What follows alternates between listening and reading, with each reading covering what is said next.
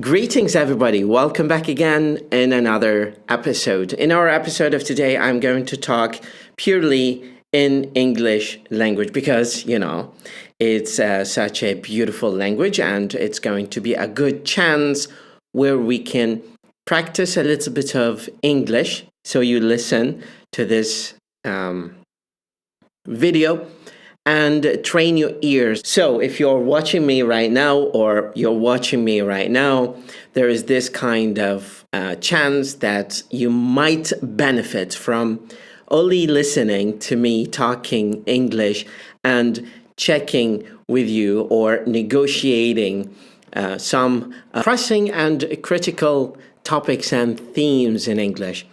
There's been this huge debate about improving your accent and developing the way you speak English like native speakers. But to be honest, I don't see that there is high validity to this sort of kind of endeavor, and unless you are trying to train your mouth and your skills to pronounce words correctly. So following this path, just for sake of utilizing the kind of ways people speak English so that you just follow their steps. And this is highly justifiable. But some people take it to the extreme. They take it to the extreme by just galvanizing every kind of statement that they say with some sort of big statement of big words that an accent is really important. It's the essence of language learning. So in modern studies, I would say that there is this concept that started to surface recently, which is de-accenting students. And de-accenting students is simply meaning that de-emphasizing the importance of accent and overemphasizing the other aspects that are essential to become a good communicator in English. And these are probably enriching their vocabulary repertoire, engaging them in role plays, having them express their thoughts and ideas clearly to people, and making them active speakers in a nutshell. So is this contributing to building your skills as an English learner? Of course, yes, to some extent, depending on the amount of sustainable practice that you do on a weekly basis or monthly basis or annual basis. Let's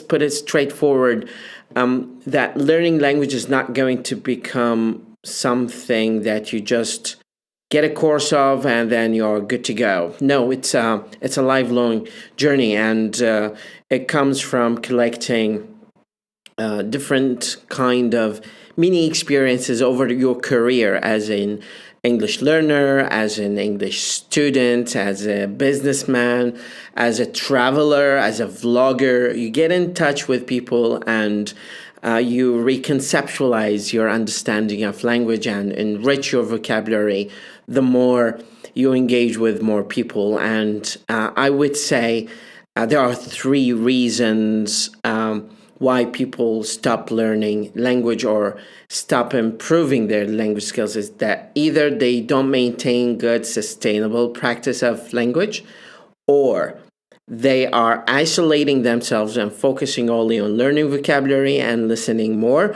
which is, in a nutshell, going to help them understand what people say, but have lack of expression when it comes to the situation where they are put in a public speaking event, or they have this sort of opportunity to talk to people and they fail to do that, or the kind of training materials that they are relying on, or the mentor, well, not mentor because this is a sacred word for me, but the coach who's teaching them or having them learn language fails to some extent to deliver what we say, the essence of materials that are required for them to learn language faster.